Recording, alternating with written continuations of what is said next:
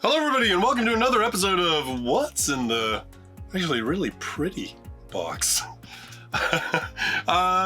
This one is from Sakuraco. It is a division of TokyoTreat, which of course I have unboxed 2 TokyoTreat boxes, and they are filled with some really good stuff. This one is a slightly higher grade item. You get 1 piece of kitchenware from Japan in this one, and you also do get a whole bunch of snacks, but a lot of them are based more on a specific theme, so a specific ingredient or a specific festival, that kind of stuff.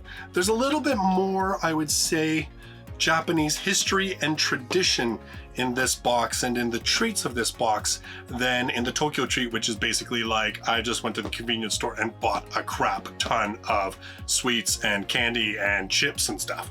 So we're gonna open this one up and take a look. Knife, axe, away. Okay. All right, so we flip the, or we don't. What's going on now? Oh yeah, there we go. Flip it open.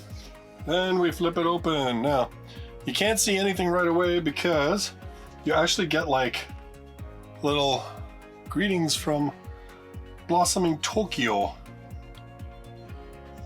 It's kind of a nice little like, so this gives you a little like background on the box, just kind of giving you an idea of what you're about to get into. And then they have a booklet, much like TokyoTreats does. This box is all about matcha, so it's matcha moments. Now I'm going to go through all the contents of this. Now I have to confess, I actually got one of these boxes last month, which was the Sakura box, and it was pretty awesome, honestly. And so that's why I'm kind of familiar with what's in the box in terms of what the contents are, but what this actually has in it, I don't know. So, but these books, so what's cool about this? So you get kind of like they're so well put together, honestly. Like, so you get your little introduction to the thing, but then you get history. So with these boxes, as I said, it's much more sort of like a Japanese heritage traditional type box. And so what you're getting is you get the background on the companies that have actually produced some of the items in the box and how, you know, what their history is, how many generations in the family have been doing this work. And then of course you get to the actual description of the individual items, which I will go through with you. But then you also get like a spotlight on one of the prefectures in Japan. So you get a bit of a history background on it. And then of course a little bit more. But you also, like I said, you also get explore Japanese tea ceremonies for this one because I guess, you know, it's matcha, right? And then of course, like TokyoTreat, they have like a photo contest and stuff like that you can get into for all sorts of prizes. Like I said, the booklet is actually really, really well done. Some great photography in it. And if you're looking for a little bit of not only good eats, but also a little bit of sort of cultural history background, this it's a really good package that way. So let's see what's in the box. Matcha pudding by the Tsuruya Confectionery in Osaka. Made with Shizuoka-grown matcha tea leaves, known for being a tea lover's haven, this smooth and silky pudding balances earthy matcha and creamy flavors for an unforgettable Japanese dessert experience. Matcha Azuki Waffle by Confectionery Studio Sherry Coco, Ibaraki. Enjoy the rich, sweet, and traditional flavor combination of Azuki red bean and matcha in this delightfully fluffy waffle. Try warming the waffle in a toaster to elevate this indulgent treat.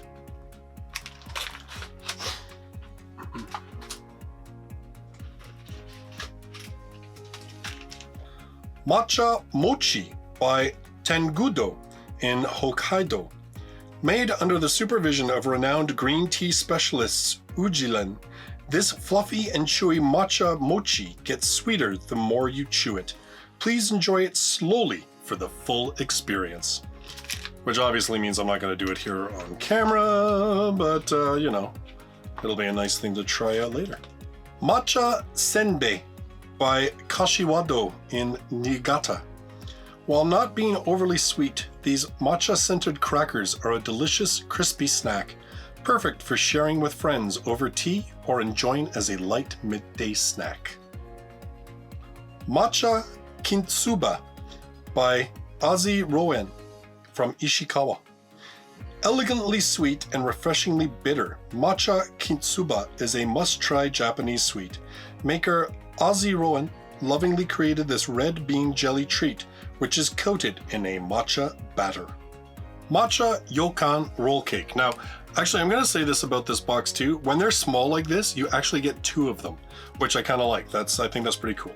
This is by the Nishindo Confectionery from Nagano. With the combination of soft matcha castella cake surrounding sweet Azuki red bean and cream filling, this bite-sized cake makes an amazing light snack for any sweet tooth. Matcha Mochi Monaca by Besho Confectionery in Nagano. Inside crispy Monaca wafers, you'll find an elegant matcha and Azuki paste, providing a balance between bitter and sweet. The added mochi also contributes an amazing contrast of textures. And again, you get like a couple of these actually in the box.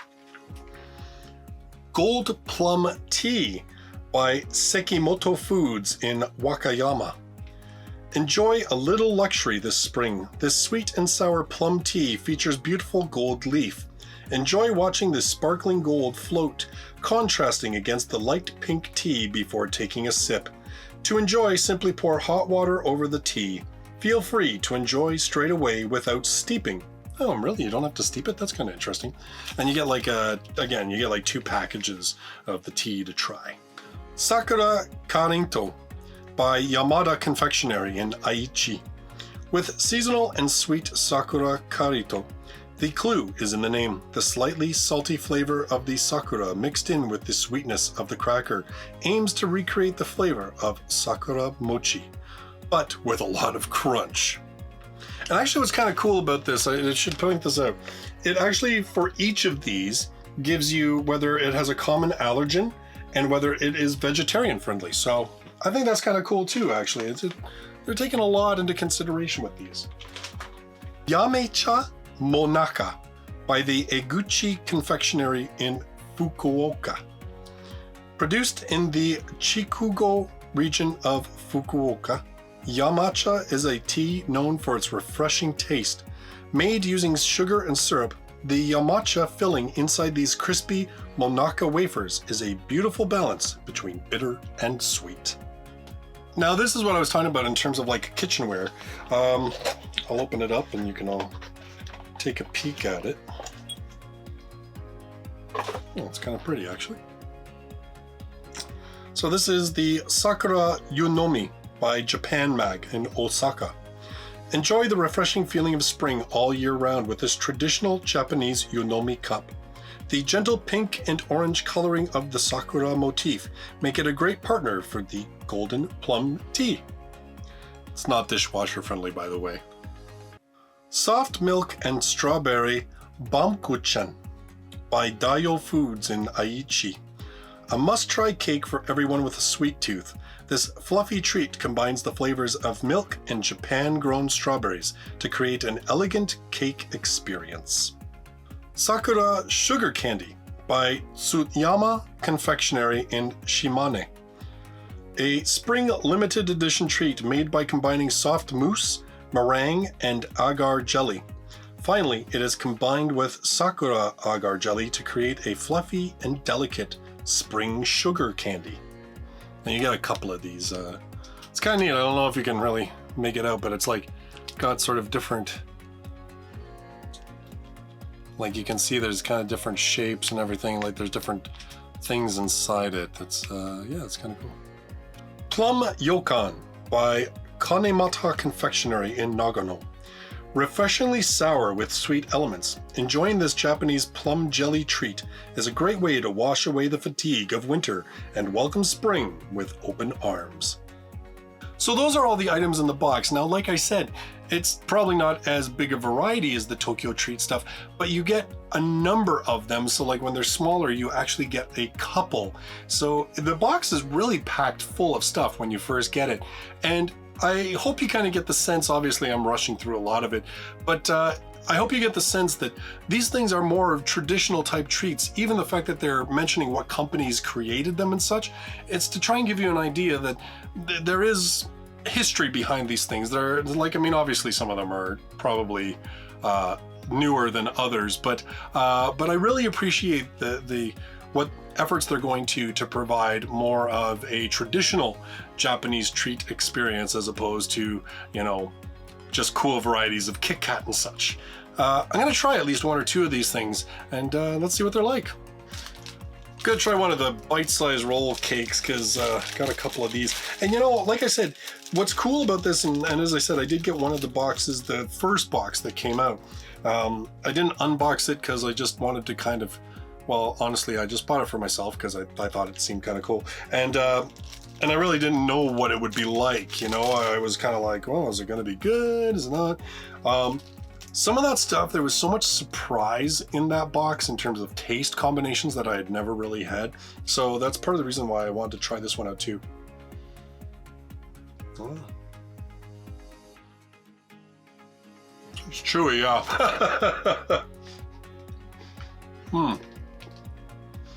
It's good though. I wish I'm more of a foodie person. I could give you better descriptions of this stuff, but I know I understand what because at one point in the description of things, they said the matcha was a little earthy. I do get that from this, but it's sweet because of the cake and everything else, that it's a nice balance to it. Like, it kind of makes it so that the sweet doesn't have that overpowering bite type of sweet, but at the same time, it's not like you're eating dirt. That was little secret. I worked at Starbucks many years ago, and there was one particular coffee that they would be like, it has hints of earthiness to it, and our in-joke was like, yeah, that means that it's like you just took a mouthful of dirt, because that's kind of what it tasted like. Anyway.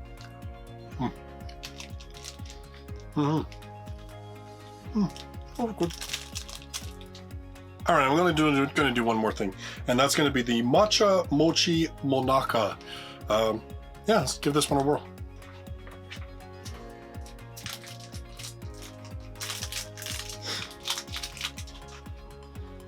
That's what it looks like outside the pack. Oh, it's like crispy.